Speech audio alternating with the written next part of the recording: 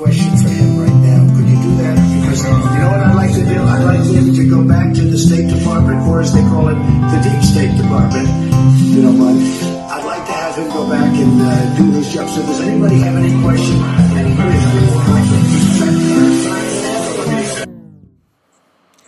Hey, what's going on, everybody, and thanks for joining me again. Now that we are isolated in quarantine and never leaving again, we have had to bring the rethink tank to the 21st century, moving up in the world, and we're trying something new. So, we have, in another state, on the other side of this continent here, or at least this country, or, not the continent, but in Florida, I have my friend Jacob Lathram. Jake, how's it going in Florida?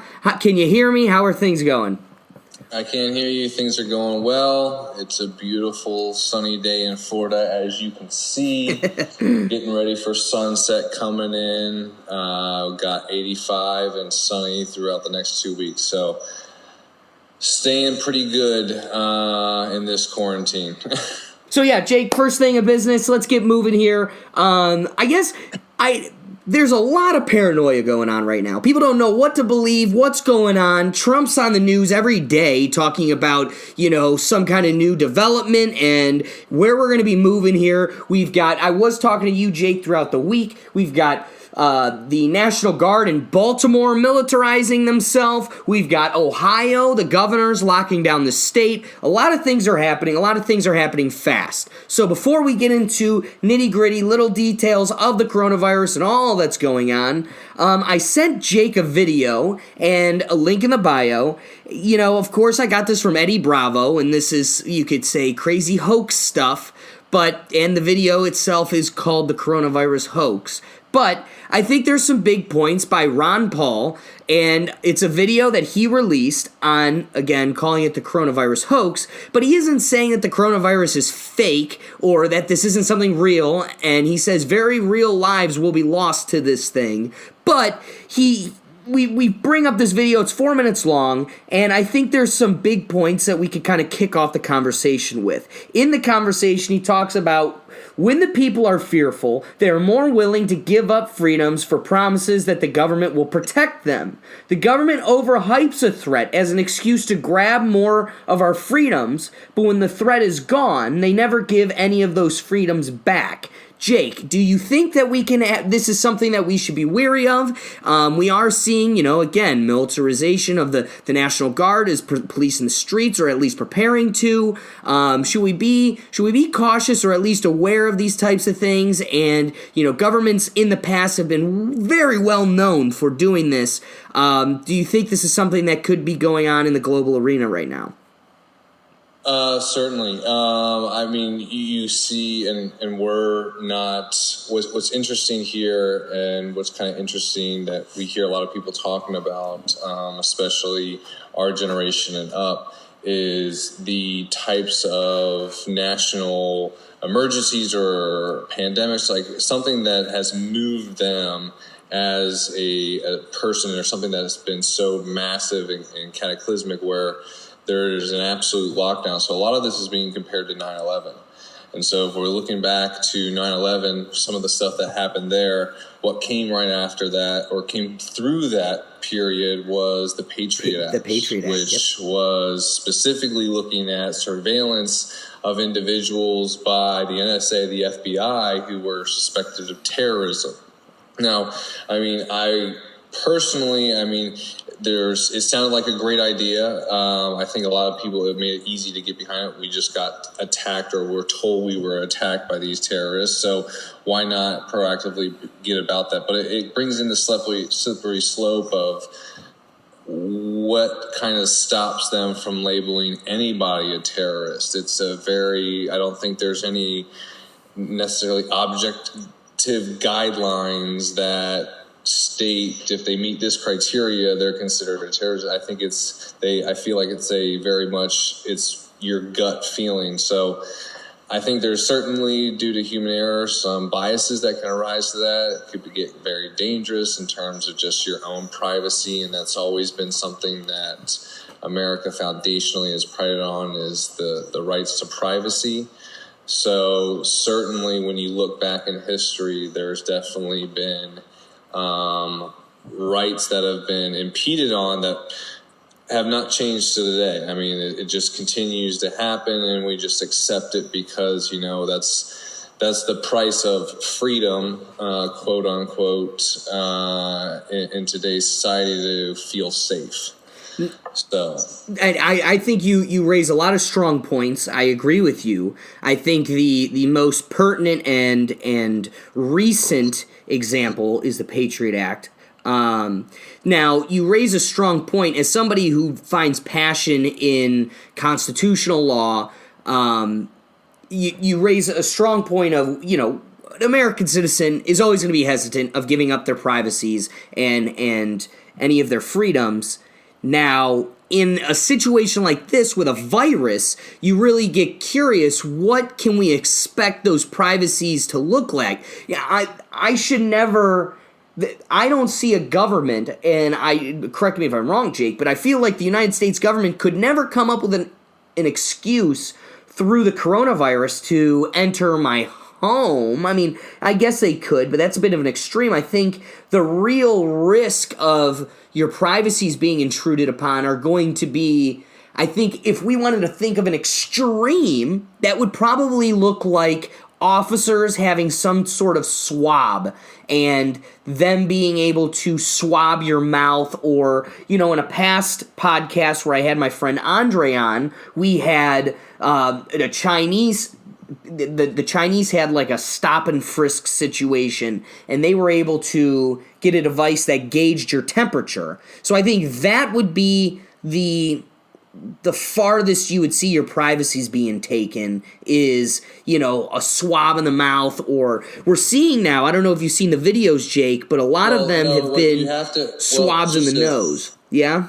Well, just to jump in there, because it's very pertinent to your privacy being consumed, is, let's think about it like this. The president of the United States has lifted certain regulations that are put in place to help protect our privacy from a medical standpoint. And now we have not a normal, what you would think of, this is where I get my healthcare, or as a healthcare company, you have Google being the leader in finding out who is being, infected with this. They're getting all of their medical records and all their medical history. I think that plays a big advantage. If I were anybody, I would buy in Google stock, because they're going to go up in terms of their effectiveness of ads and everything else when it comes to saying, hey, we know who you are as a human being down to your molecular level. This is what's going to satisfy you from either an advertisement standpoint or whatever. So I think that in itself was a huge move to really kind of invade on privacy outside the healthcare sector and say, and no one said boo about it. It just went through the headlines and it was never talked about. That's a great strong point, Jake. I didn't even think of that. That's a huge point. And everybody's stuck at home. What's funny, Jake, is, just to further your point, I have one window open, Google Chrome, and across the top of it is 15 tabs of information that I have prepared for this podcast, all found through Google. So the whole world is on the edge of their seat dying to find out what's happening next. Keep me updated. Every day this is snowballed into a bigger problem. So every day we're looking for an update. And the one place we're all going for that update is Google. So one, there's a lot of blind trust we're putting into Google on, whether or not I'm already been accused of misinformation in the last campaign and have had Senate trials. I'm just saying it's, I don't know where they've gotten in terms of it being found true, but the accusation in itself is there. Makes you just curious. Yeah, 100%. So, okay, now that we have totally, set the foundation for the fact that we are at Google's mercy and all of this could be phony coronavirus hoax facts, let's get to our facts, Jake. This is the coronavirus episode. Let's get to our fake CNN, Google, mind mentality, factual information. So, the first, if you guys want to follow along, and like I said, all the references, all the websites, all the information that we're going to be pulling through today are going to be in the bio. So here here we got the coronavirus U.S. map. Jake, I know you got this one. What's interesting about this map, and it'll be hard to really demonstrate on the screen, but if you have a computer device or something that you could pull this up, it's the livescience.com link, and it's an interactive map that shows you each individual state. You can hover over them and see how many cases are in that state and how many deaths are in that state and how many have recovered. Now, what's interesting is where we're at so far, Jake, there are no official recoveries. So all the states have zeros in the recoveries. Now, please keep in mind that the figures discussing this map and for the rest of this podcast were filmed on Tuesday, February 24th. That means that there have been further developments and more statistics to come out. However, that this is where we were left on Tuesday. Now, if you do pull up the map where it is at currently, you will be able to see the current figures because it does have a live update. So to correct myself, there have been plenty recoveries and the death count has increased, but so has the recovery amount or count as well. So please be sure to check that out. But New York, I didn't realize this, and it explains a lot. Yesterday, I was listening to President Trump talk to the country with his coronavirus committee. And one of the things that stood out to me is, yes, he talked a lot about California, but he most hammered home New York. And I just thought, that was curious. Maybe it's because he himself is a New York guy. But when you look at this interactive map, his focus was based on New York for the reason of New York has it the worst with 20,000, almost 21,000 cases so far. And of those 20,000 cases, we have 158 deaths. That's pretty crazy. Now, this is just a rudimentary idea of where we're at. So the darker the pink. Is it crazy though? Is it? I mean, I want to look at. You're right. I want to look. What is your percentages of 158 to 20,000? But hold on, Jake.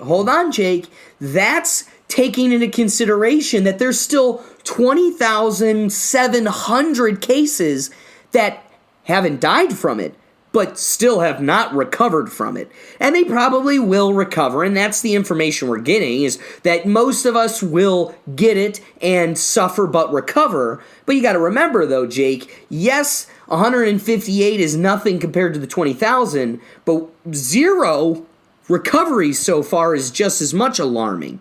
If we want to talk about recoveries, though, Jake, have you noticed, now I keep coming across, and it's been humorous to me, and I'm allowed to find it humorous, or I have the luxury and privilege of finding it humorous at the moment because I don't have the coronavirus, but I keep coming across the internet of new attempts and remedies at ways to alleviate the coronavirus. And the one that has really been circulating the internet is that there's this malaria medicine that cures the coronavirus. And we have a man that took chloroquine phosphate to treat the coronavirus, and it killed him. So here's the link from the New York Post. But then we also have a Florida man with the coronavirus claims the anti-malarial drug saved his life. And I keep coming across these anecdotal little... So what's funny is we don't know what saves it, but everybody and their neighbors trying to come up with a way to save it. And outside of America, a lot of these countries are looking at this malaria drug. It's weird, man. They're making these cocktails. Yeah. Yeah. So I mean, I would say to that there, the chloroquine. I have seen accounts that they have been working with some people. There was some famous Asian actor. He plays a doctor on TV, I think, in maybe Grey's Anatomy. I don't know, but he actually did a little Instagram live or something like that of him talking about how he got past it. So he's recovered. So I don't know, or he's on his way to recovery. Maybe he was not fully, recovered from it. But he was saying just that it was a drug cocktail that they were doing. So, and he even stated he's no doctor. We're not doctors. We can't say one thing. Obviously, there's evidence to the contrary that might not work. But I think what Fauci said was kind of true. These are very anecdotal references, and I think it's going to come down to every individual person. That might work in a certain person's cocktail. However, for another, it might not. And I think there isn't enough evidence, like they stated, to support it being considered a cure by any means. If anything, it lessens the effects and helps treat it, but not necessarily being, if you take this, you're not going to get it kind of thing.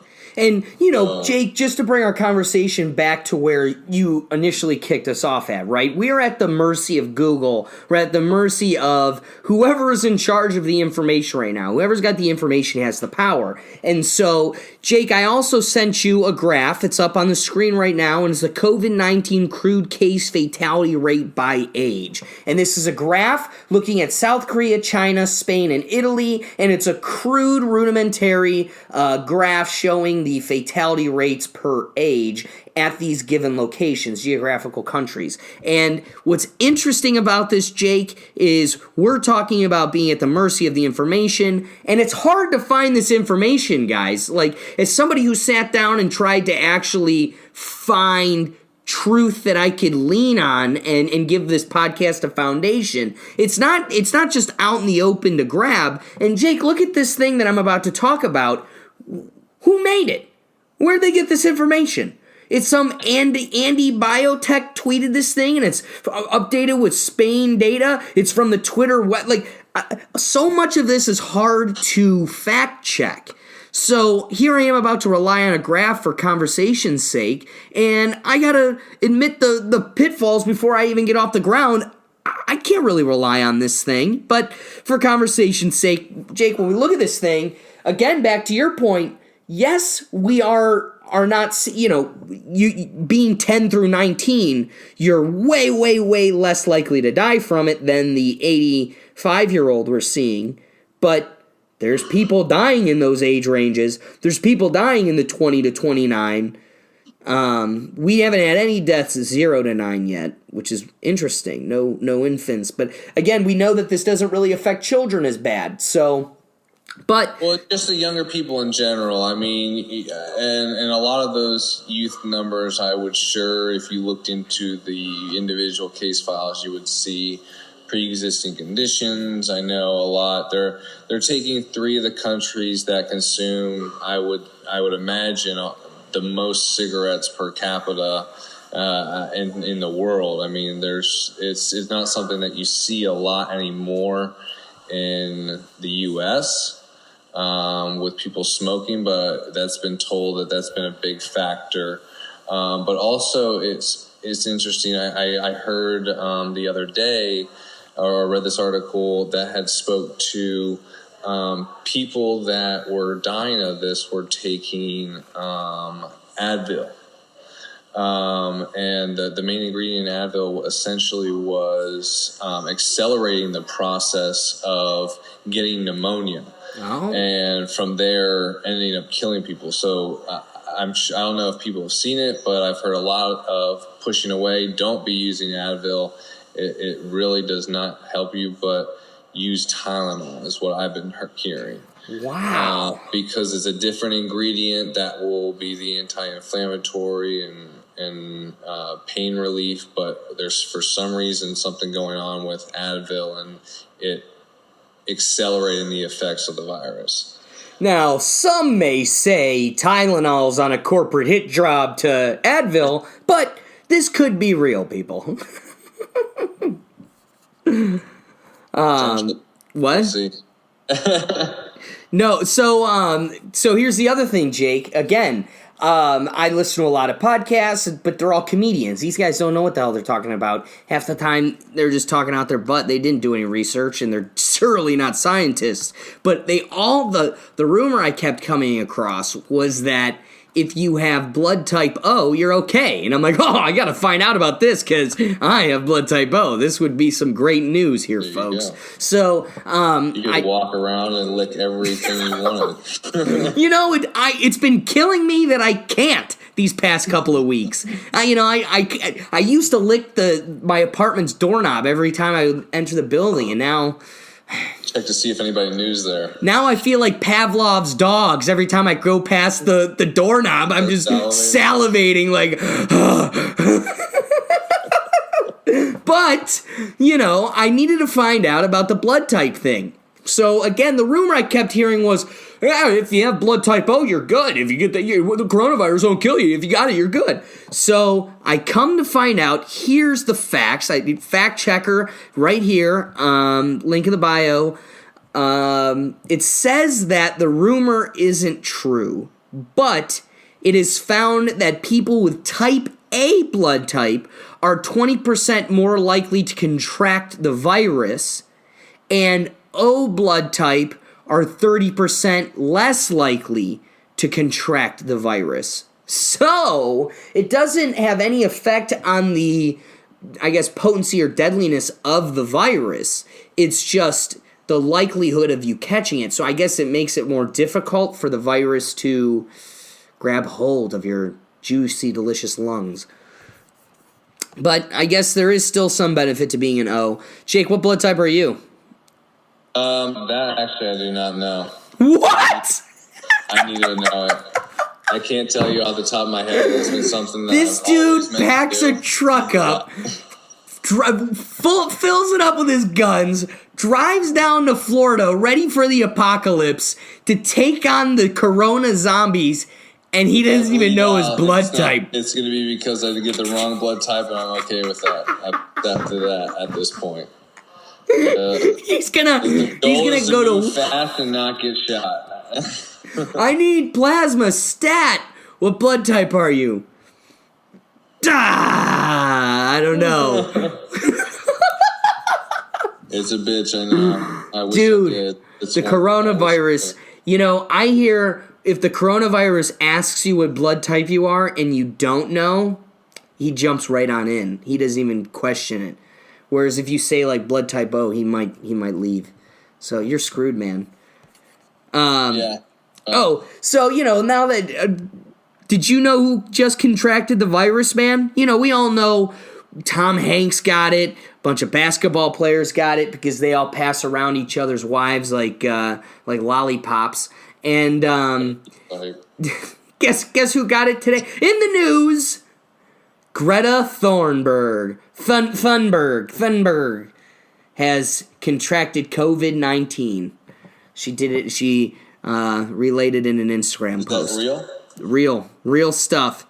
So, guess what? I'm not allowed to go to school. I have to do it online because of the virus. This girl has been on an education strike for the past, 8 months until they start taking the environment more serious? Honey, your education strike didn't even save you from the virus. What are you doing? You're homeschooled. What, you licking your dog? What gave you the virus? If me skipping school is supposed to save me from the virus, how did this girl who's been on a school strike contract the virus? Oh, she did say, though, I forgot, she took her trip around Central Europe because, you know, they're parading her around for her progressive movement for the environment. Yeah, that doesn't seem legitimate to me. Hey, again, we haven't had any kids die from it yet, so Greta, you're okay. Hashtag, she says, stay at home. But yeah, so we got Greta in the news. Jake, did you see what happened in Philly?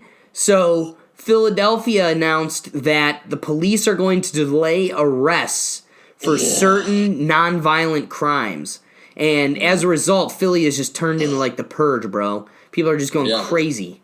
Yeah, I saw a video the other day of a guy he's just walking down the street looking at his phone, get jumped by a gang of guys, get kicked beat on the floor and then robbed just right there. And it's just like, man. And then you see, actually, to our original conversation starter of slowly kind of trying to take rights away and stuff like that.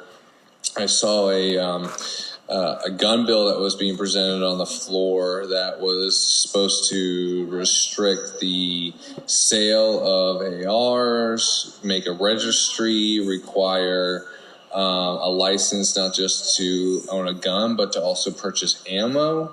So heavily restricting on a lot of stuff. Now, granted, it's probably not going to pass, but it's not surprising that during this time they try to push something in. You know, we've been seeing in the past few days why this third stage of the relief bill didn't pass was because there was too much going to special interest groups. But we'll see if Democrats are really trying to push, getting their own legislation passed under this because it's becoming a necessity. And if Republicans are going to wait out and say, you know what, we've got a bill here that's going to help everybody, and people are going to see that side as championing it and just trying to pass relief and not politics. And I mean, we'll just see. We'll just see what happens between the two. Dude, but what is that? Does that remind you of anything about this podcast? That takes us right back to what we kicked off with the libertarian Ron Paul. This is literally what he said would happen, and it's happening. And throughout if you did watch the 4-minute YouTube video that he posted, he does talk about these governors and even the president coming out and saying, the bills that are being prepared and or the states' rights, and we're not doing it yet, but we do have the right to implement these gun restrictions, limitations on the sale of arms, trading of arms, like all these types of different things. And he discusses that as well. Those are things that we can expect to come. It is wild, though. I mean, this is a conversation that should be had with you, Jake. You are a gun advocate. It's a delicate balance, right? I think the key here, and I think it should disarm Ron Paul's point, and it should not be so alarming when the state does intervene in quote-unquote, in theory, in actually necessary situations. If they do take some of our liberties for the protection of us during a threat, insofar as you do give it back after the threat is gone. And that's where I come in, because, again, listen, I understand Philadelphia. I went there once. It's a mess there, dude. Philadelphia is a wild zoo. And so I understand when everybody's anxieties and concerns are already heightened because the media's out here making it out to be World War III. It's the zombie apocalypse. The world is going to end. So already just your grandma who goes to the grocery store to get eggs, she's heightened, alarmed. And then we go to, but this is also a place where we have hood people who are extremely dangerous. And if that offends you, then change Philadelphia. Don't change my words. Change Philadelphia, because it's like that because Philadelphia. All right? So I only say all of this, Jake, because if I am in charge of a state, right? Like this is philosophy or political science. This was my favorite part of my college career. These types of mental exercises. Let's say you're in charge of Philadelphia, okay? This is already a dangerous place, and now it's even more dangerous just for the regular person, let alone those that are closest to the danger. I think it's fair to, now, I'm not going to talk about what is actually going on in Philly. We'll get to that. I think it's fair to want to restrict gun movement. Let's slow it down here for a second, because I think the best way to do guns as it is to give a thorough investigation of who's getting these guns and a registry, as long as I'm with you. Guns, everybody should have them, but we need all our ducks in a row.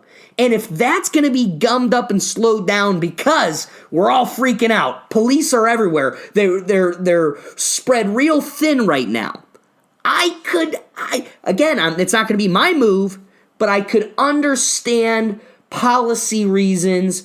Let's slow it down a little bit.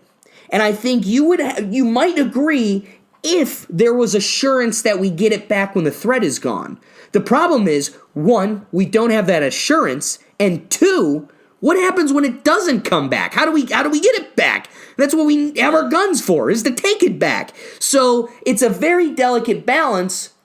What do you do when you're someone in power? When you're in power, nobody's taking your guns, so you don't care, right? But that's also, I don't know, man. But so nobody can stop you, but you also need to have the best interest of the people, the community. So here's Philadelphia. Heightened, what do you do, Jake? Philadelphia's decision was to just go, we're not worrying about, what was their language? We're just not going to concern ourselves with certain nonviolent crimes, which is pretty vague. So we could focus on other things. But now let's turn Philadelphia into a... I guarantee you it's not to focus on other things. If it was to focus on other things, that means a high crime rate. It's because they don't have the staff to be able to show up every day because of either they're scared to, they're taking leave, they'd rather go without pay. Okay. There's got to be some shortage of people in order to not uphold the law. And I think it's utterly ridiculous that they forewent. I saw something the other day.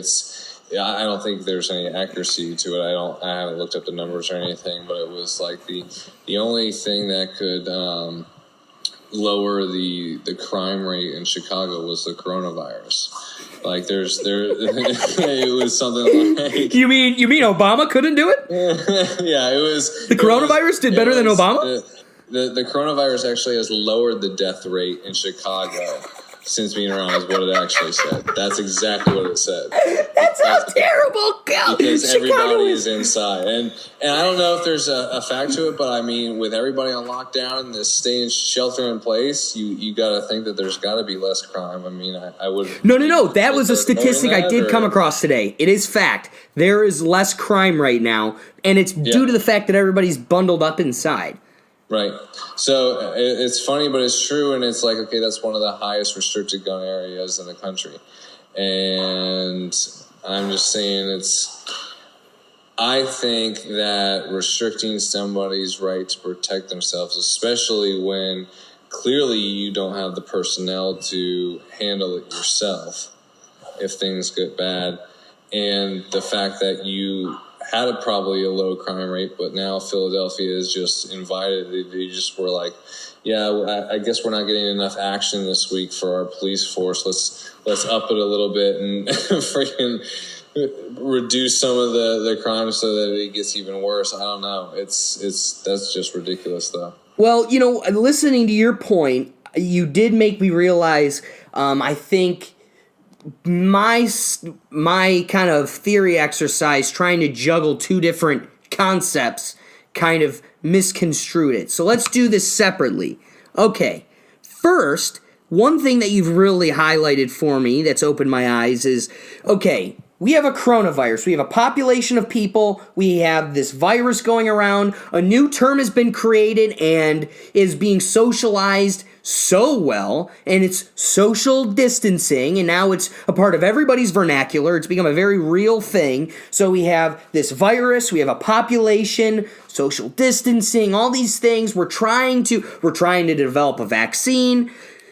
If you are in charge of the group of people, first question, the first half of this is guns. Why do guns have anything to do with this? Now just listening to you and talking to you, this comes back to Ron Paul's point. You're trying to weasel in your agenda through some other problem.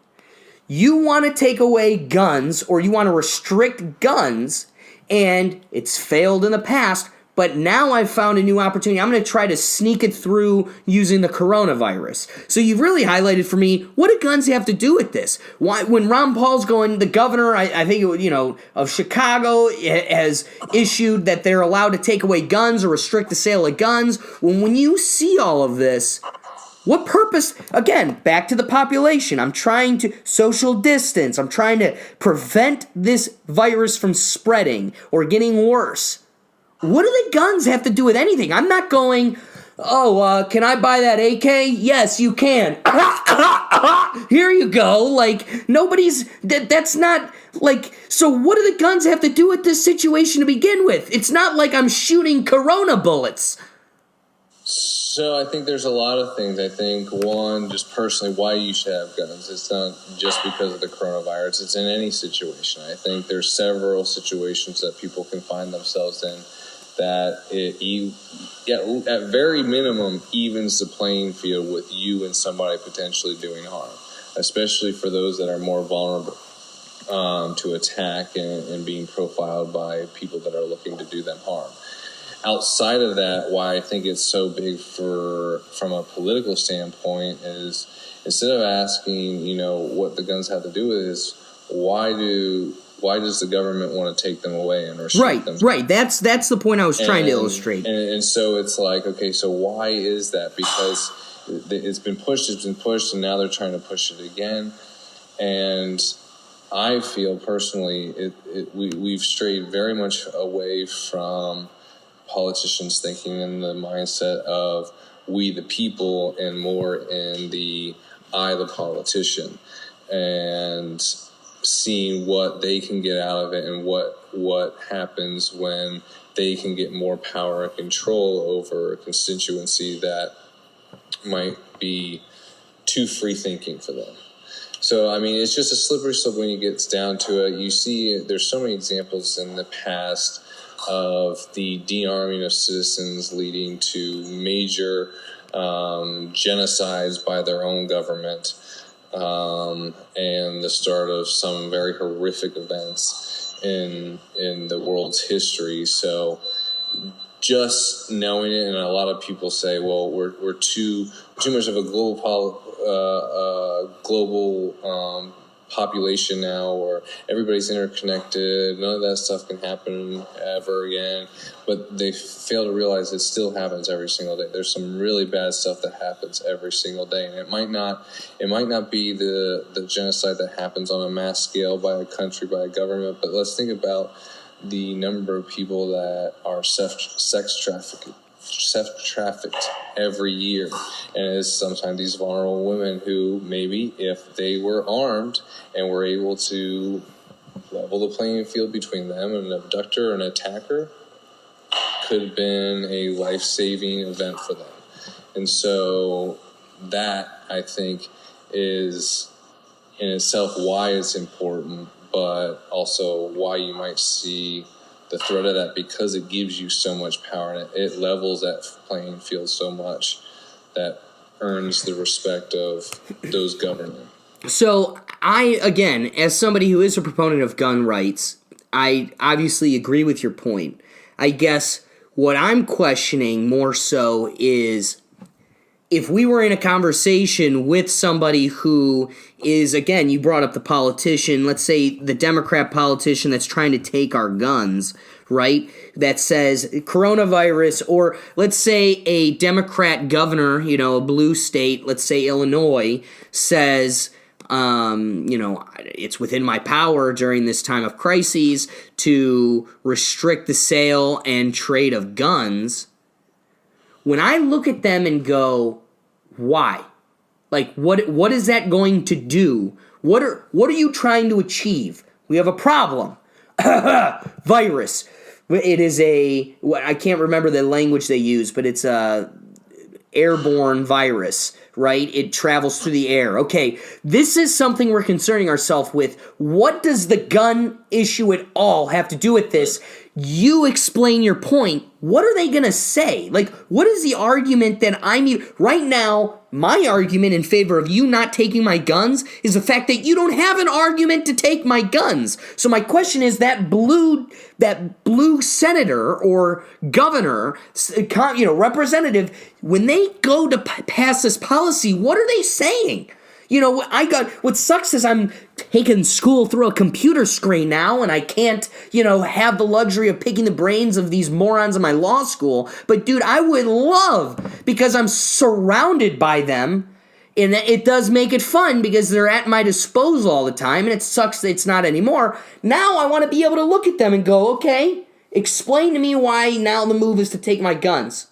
Why? I understand the first move is you're not allowed to leave your house, right? I'm a libertarian type. I'm the one that says we want as little government intervention as possible, blah, blah, blah, blah, blah. But I still understand the taking of my liberty and saying you're not allowed to leave your home. Okay. I'm not saying I support it. I'm not saying I don't support it. I see that as an argument worth refuting.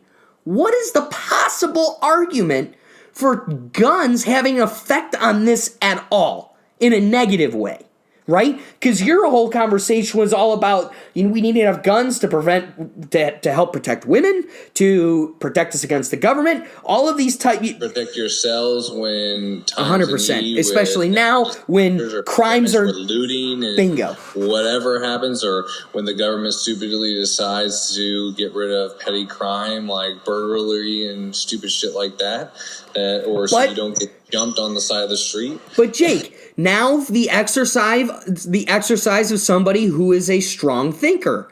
Put ourselves in the shoes of somebody on the other side. What is a possible argument?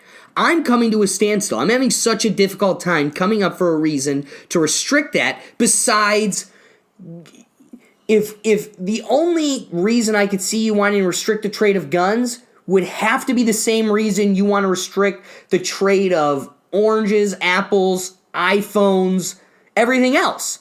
It's just you don't want exchanging stuff between people.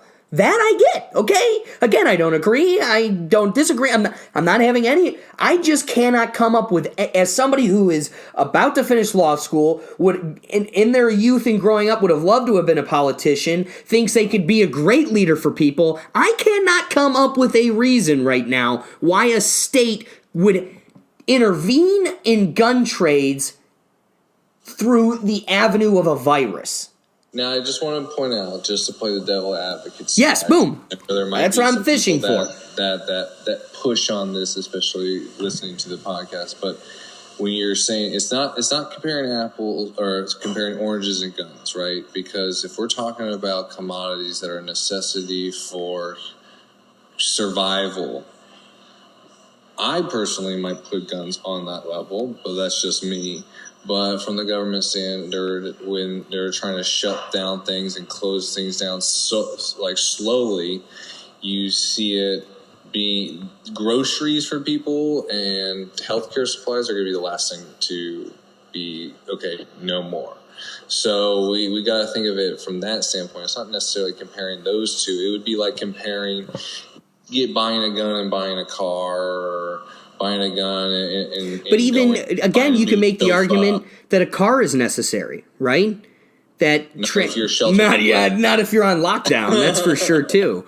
But that's a strong point. Maybe a couch, maybe. And are you going to go to a outlet where you are sitting on the same couch as 100 other people in the same day, where easily you could track something? No, exactly. So it's the same. It could be this potential same way. What's interesting, what I would like to know, is with places such as like Walmart, who do sell everything in one, which include firearms, not pistols or ARs. They stopped that, but shotguns, rifles, that sort of thing. They still do that.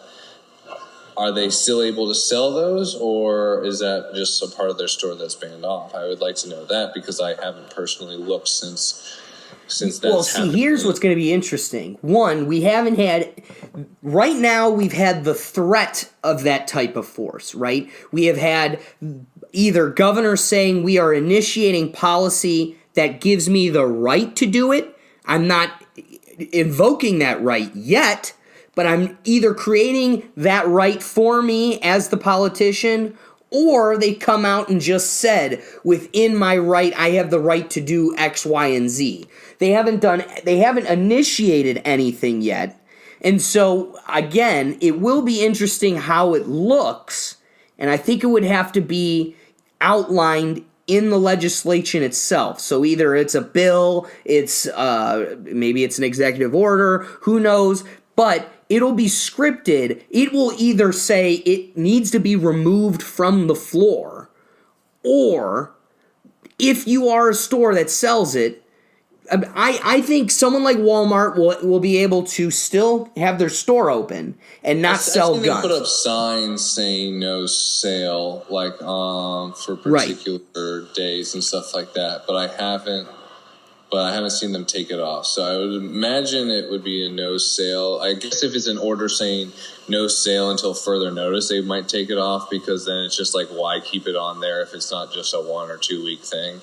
But I'm saying it's most likely, because the easiest way to do it would just be able to say the sale is no longer permitted until further notice, or whatever, and then they'd be allowed to have it on the floor.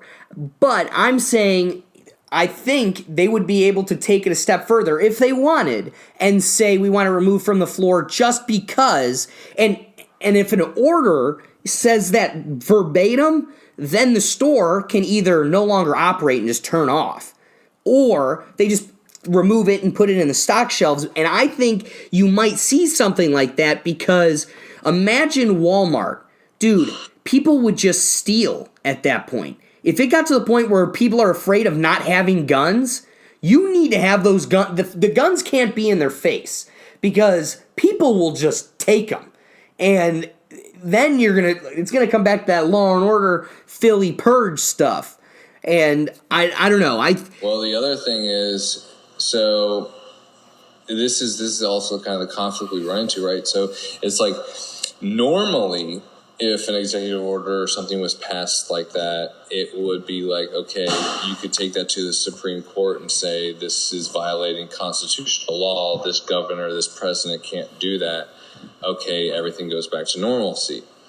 But since the Supreme Court, I believe, has announced that they are not accepting or reviewing any more cases until this event is over, it's interesting in these types of times how that would go, which is why I personally think no leeway is the best way. Right, I agree. You start to give him an inch, and it's going to be a foot before you know it. Oh, 100%. 100%. So, again, that's always the argument with guns, and that's why we always have this tug of war, and it's always a stalemate, because the gun enthusiasts are like, we're never going to give you anything, because the second we give you something, you're going to take it all. But it is interesting, and just, a thought exercise to the listener at home. Think yourself. I don't have an answer. Maybe you do. Maybe you're screaming at the screen going, why didn't you think of this? But, it is curious. I can't come up with a reason why guns have to be a concern at all right now. If anything, we should be encouraging you to have your guns more than ever, because you're going to be locked up at home. You're not going to be allowed to roam the streets here for a bit moving forward. Most burglaries happen when people aren't around. I mean, that's the point of burglary. So if crime were still to continue and you're going to be at home, I mean, there's a good chance that you're going to be exposed to that more often than normal. Right. No, you're 100%. But when you have somewhere like Philadelphia, so we had to talk about guns, you brought up how they're most likely not arresting nonviolent crimes because, like you said, there's a lack of staff. But when we look at like the definition of what nonviolent crimes are arson, of personal property, contract crimes like fraud, tax crimes, white-collar crimes, drug, alcohol-related, prostitution, racketeering, gambling, bribery. Those are pretty serious crimes. Right. Those are like felony-level crimes normally. They definitely can be. And there's nonviolent felony crimes. There's nonviolent misdemeanors and felony crimes. Yeah. So here's what's interesting. The violent crimes are assault, battery, homicide, domestic violence, robbery, sexual assault, abuse, false imprisonment, various other crimes. So those are still being arrested in Philadelphia. It's the drug abuse, white-collar crimes, prostitution. Is arson not a violent crime? What's that? Is arson not a violent crime? Or No. It's okay. So property crimes, theft, larceny, embezzlement, receipt of stolen goods, and arson of personal property. Arson of somebody else's property would be a violent crime. So it's arson of just your own personal property. That's very interesting. Right? But regardless, back to the... include that as if there's a lot of issues about that normally. No, dude, it would be. Like, think about when, ironically, when I was in Philadelphia for the Philadelphia Like Eagles Super Bowl, people were burning couches in the street. Oh, yeah. So, and anyway, what's interesting, though, is when you look at that list of nonviolent crimes, prostitution, drugs, all those things, wouldn't you say normally the problem with prostitution, right? Like why we don't allow prostitution, socially speaking, right? Or why we don't let drug abuse and drug trafficking is because usually homicides, assaults, and batteries kind of accompany that culture. So it's not like they're gonna resist prosecuting and arresting homicides and domestic violence and assaults and abuses. So I guess at the end of the day, there shouldn't be like purge havoc going on in Philadelphia like the internet is making it out to be, because they're still going after violent crimes, and all those non-violent crimes usually are accompanied with the violent crimes they are arresting for. So it seems like a moot point to me.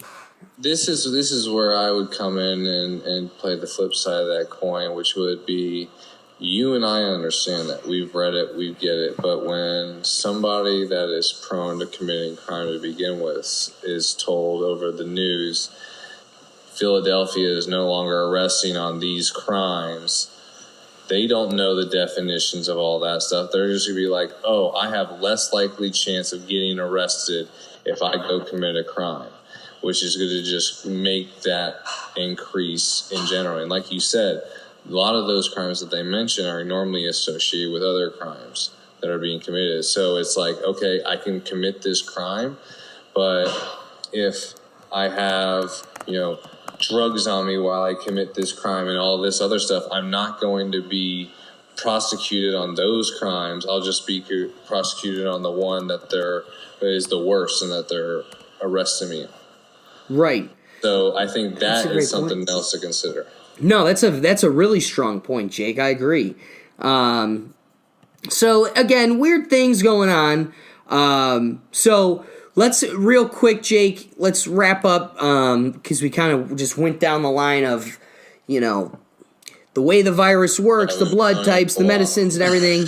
But when we look at the graphs here, it's the worst in Italy, which is crazy, and I think it's because it's all old people, and it's all people on top of each other, right? So we're back to the New York Times link where it's got the tracking of all the countries and their route. Now, before this podcast, I did point out to Jake how it's really, I found it interesting. Jake thought it made sense to him, and he was explaining to me why, and I cut him off to tell him to save it for the podcast.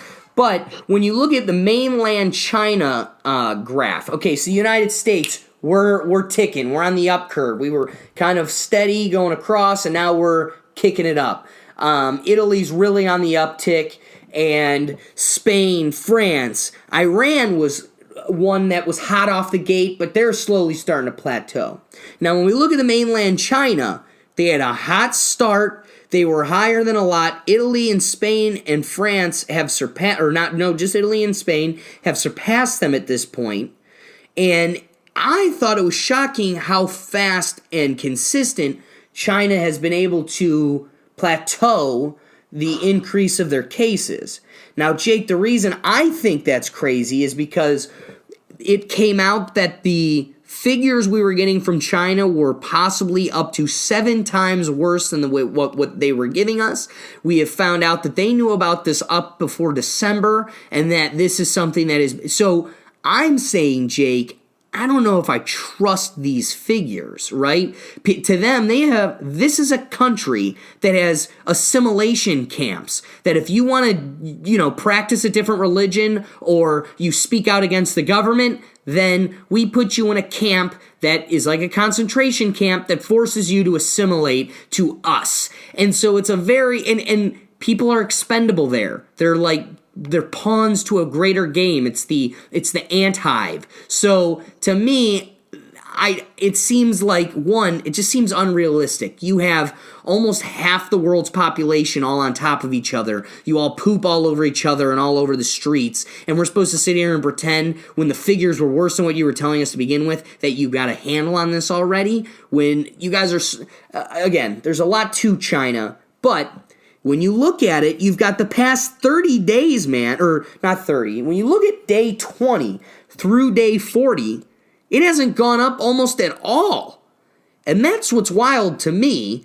So to you, Jake, you were telling me that made sense. Do you want to give me kind of, put some light on that? So there's a few things. So obviously the numbers always can lie, right? They could be worse than what they were.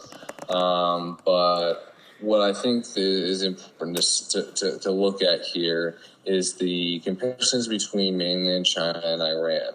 Two countries that are very heavily government controlled, control their media, control a lot of stuff with regards to how information gets disseminated. And so I think when you compare those two lines, they're very similar, right? And they're almost following a very direct trajectory across the screen. To the worst cases in the world being China and Iran. And also I believe you could compare in terms of similarity between population, where there's a pretty good mix. You have some a bit heavier on the elderly side, but a pretty good mix across the board, but also not necessarily healthy environments. Iran, a lot of smokers. China, also a lot of smokers, and bad just air in general. So you can see a lot of commonalities between the two. And then when you look at the other ones, Spain, Italy, and the United States, all what you would consider, and even France, Western countries following the same direct trajectory as well. So it could very well be the difference in geographical locations as well as the way these two countries have handled it. Iran and China obviously being very much strict. You can't come out of your home or you will be prosecuted by the government. Massive extinguishing events where they're walking through the streets and spraying very hazardous chemicals to kill off anything. So they're taking very extreme, very radical measures that you can take when a government is controlling everything that is involved with normal human life. But when you look at these Western countries that have more freedoms, that aren't at the point of you're not allowed leaving or you're going to be arrested, and pride themselves on being free and allowing their citizens to do and not controlling them, you see a lot heavier spike.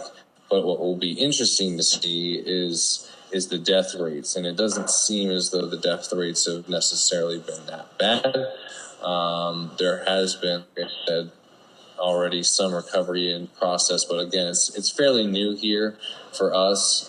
So I don't expect recovery number to start being posted for another at least week or two for some people, especially because if you think the people that first got it are most likely those most susceptible. So they're going to probably pass. I mean, the first 20-something cases were in Washington in a nursing home, and I believe all of those people have passed away. So I think as more numbers come out, you'll see more recovered. I know I looked at the Johns Hopkins University education, their live coverage of it, with a total confirmed of 417,000, total recovered of 107,000, and a total death of 18,000. So still maintaining a fairly low percentage in total deaths, and slow recovery coming. I mean, even Italy, 69,000 confirmed, only 8,000 recovered, and they were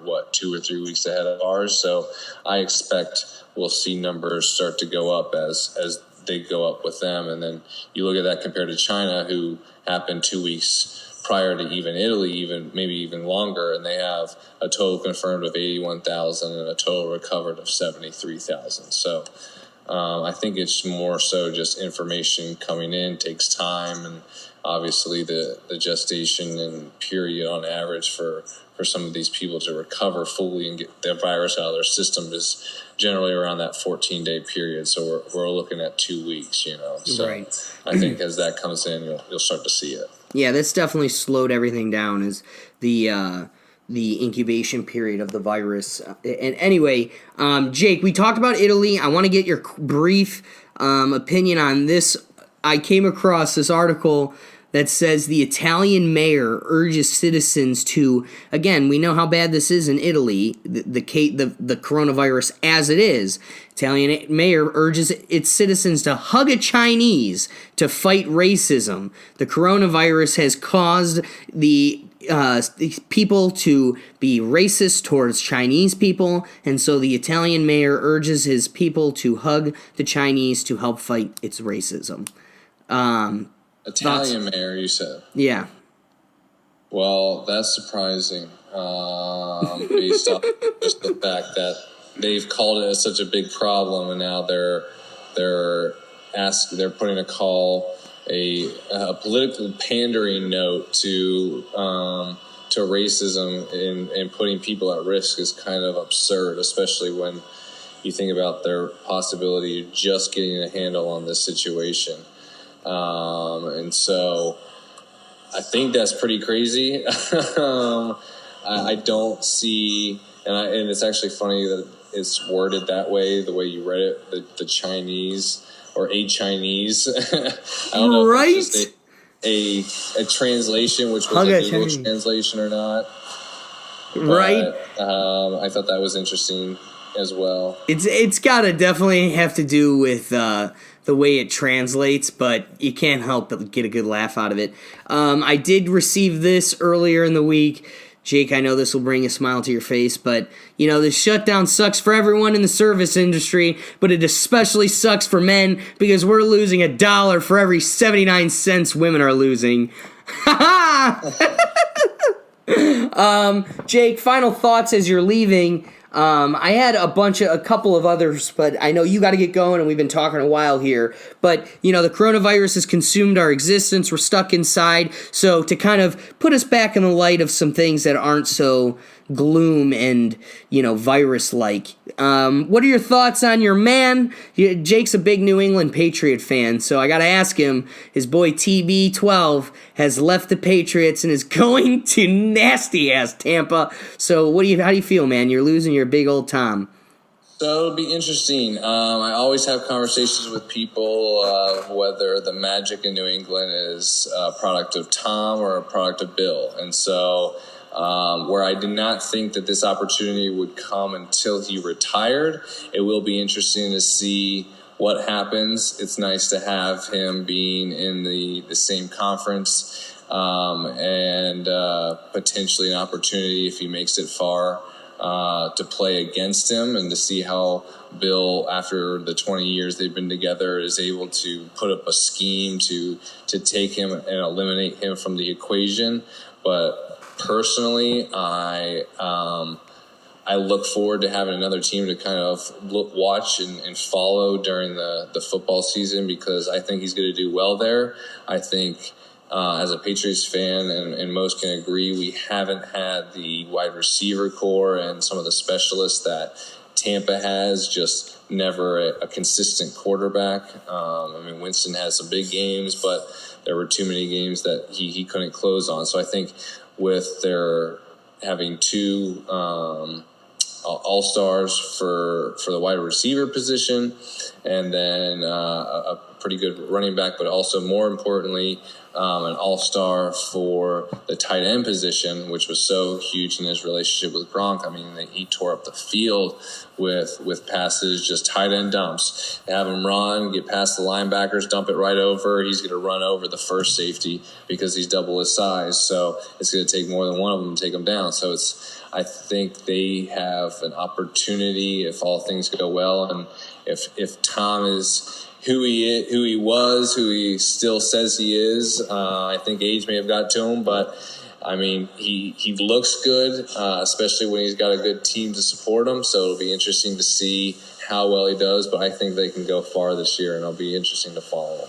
Yeah, so are you still a Tom fan? Are you going to be rooting for the Buccaneers a bit now, too? Oh, yeah. I mean, you can't. They're all fair weather.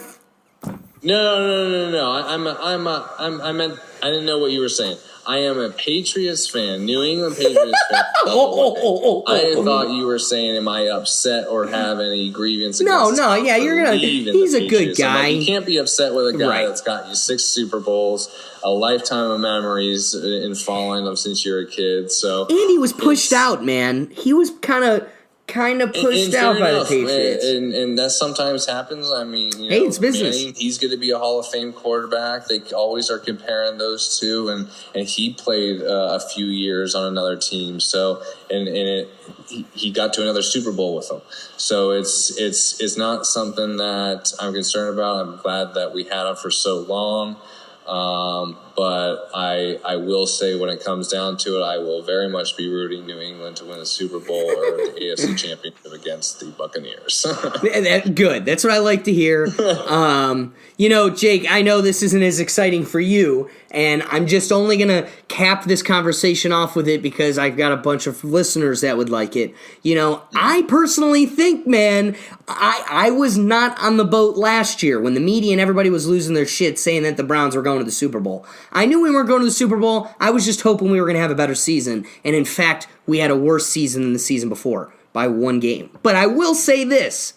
I think the best thing is the fact that the Browns have made some big, amazing moves, and no one knows about them. Nobody's talking about them. We've picked up Austin Hooper as our tight end, so we don't have to deal with that total mess, Njoku. Even though he was good, he just can't keep his head on straight. And we finally picked up, those background dancers that no one likes, the big sausage men, my people. We picked up a bunch of linemen. And finally, dude, now we're not in headlines. No people with bleached hair and dancing earrings and gold watches. We've got quiet people that just shut up and go to work. And I think that's what we needed. My boy Miles is back. I think the Browns are going to be a different team. We got a coach that isn't a putz.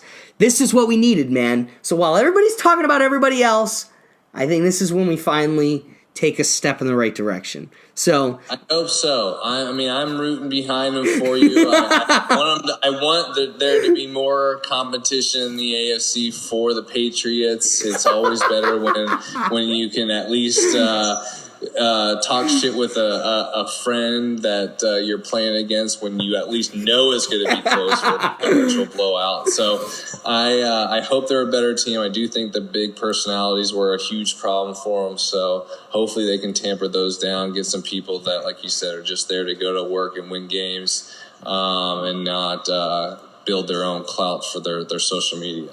Last thing for you, though. So, did you know, because we are talking about football, and I just thought of this, the draft has been postponed, and as a result, they've said it's going to be postponed to such a degree now that it looks like it's almost indefinite that the NFL football season will be postponed. Now, that's interesting. wild. I mean, it's going to suck to go that long without sports because I've already been feeling it from the lack of March Madness. And, dude, I'm sorry, but for me, the lack of baseball that's supposed to start next week, dude, it finally hit me, right? Think about it. Week and a half, 2 weeks now. This is canceled. That's canceled. XFL's canceled. The MLB's canceled. I'm like, of course the MLB's canceled. The NBA, March Madness, everything's canceled. Just add it to the list. But then I'm like, I'm putting on my Indians hat, and I'm like, wait a second. That was next. Wait, that's like literally in a week. That's supposed to happen in a week. And now it's sinking in. I'm not going to get baseball. Dude, I'm losing my mind. That is the only thing that has got me through the spring semester of law school, is that I could just come home and watch Frankie Lindor lose for us. But, I enjoyed it. I at least loved it, and I don't think we're going to get it, man. I don't know what this means for sports. What can we expect? If baseball doesn't get kicked off in time, and football, are they just going to cancel a season? That might be in their best interest if it goes too long. Have to. I mean, it'll end up doing it, and I certainly think we should do another podcast around just sports and how it's going to be affected, because I think there's a lot to talk about there. Good point. What's to be expected. how this is going to affect seniors. I know my brother's a college athlete as well. I can talk a little bit to how it's affecting him and what his plans are. But I think there is going to be very interesting moving forward, where there's just an asterisk on this year because there's just, do you just give it to whoever's voted the best? That's what they did for the NCAA for men's basketball, but you can't do that with baseball because they haven't had even a year. So is it just projected best? There's a lot of stuff to talk about and speculate on. Right. We'll definitely have to save that for another podcast because, like you said, there's a lot to say. And we definitely cannot allow the Astros to evade a season of getting their batters hit by pitchers intentionally. But in light of that, Jake, thank you for going through the effort of helping me put all this together through quarantine. I hope you and your wife Ashley in Florida stay safe. Get a suntan, catch some fish for us. Guys, we'll be seeing a lot more of Jake. Hopefully, Jake can get some fishing videos set up here for us as well. But Certainly. I'll yes, give you some I hope so. But yeah, Jake, thank you again, and we'll be looking forward to getting this going again soon. Yep, not a problem. Thanks for having me. Alrighty, guys, share, like, find us on Facebook, and we'll catch you next time. Peace. See you, Jake. See you, man.